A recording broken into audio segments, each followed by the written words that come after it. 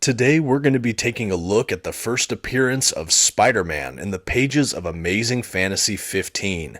For the occasion, I've went ahead and grabbed my Amazing Spider-Man Omnibus Volume 1 that contains that very issue.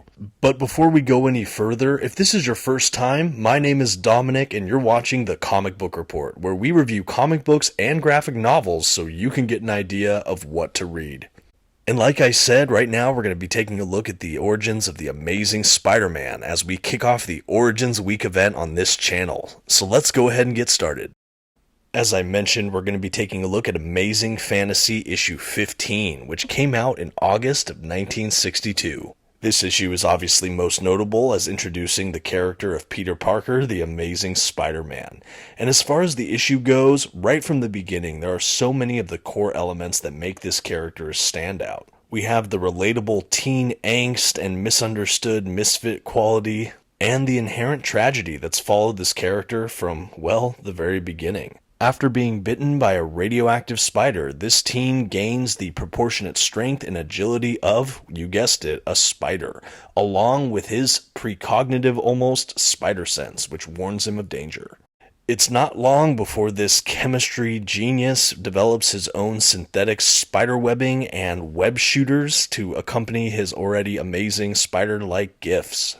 Shortly after he develops his powers, he masks himself up and tries to fight in a wrestling competition to get money just for his own selfish ambitions. Shortly after the match, he has an opportunity to stop a theft, but he decides to let it go and be passive about it. This thief ends up killing his beloved Uncle Ben in a horrible twist of fate.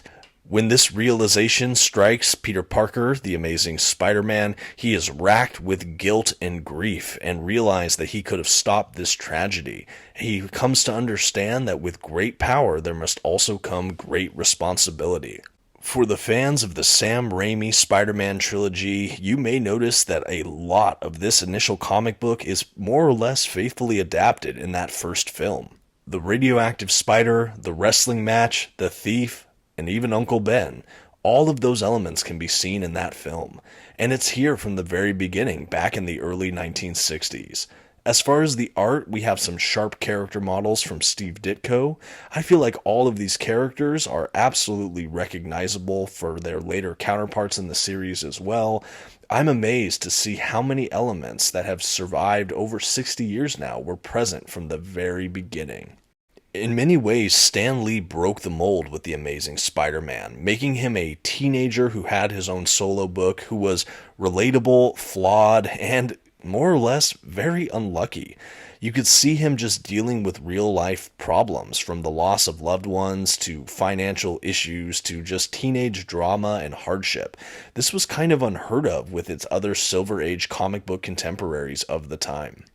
For fans of our beloved wall crawler who maybe have not gone all the way back to the origin issue, I highly recommend reading Amazing Fantasy 15.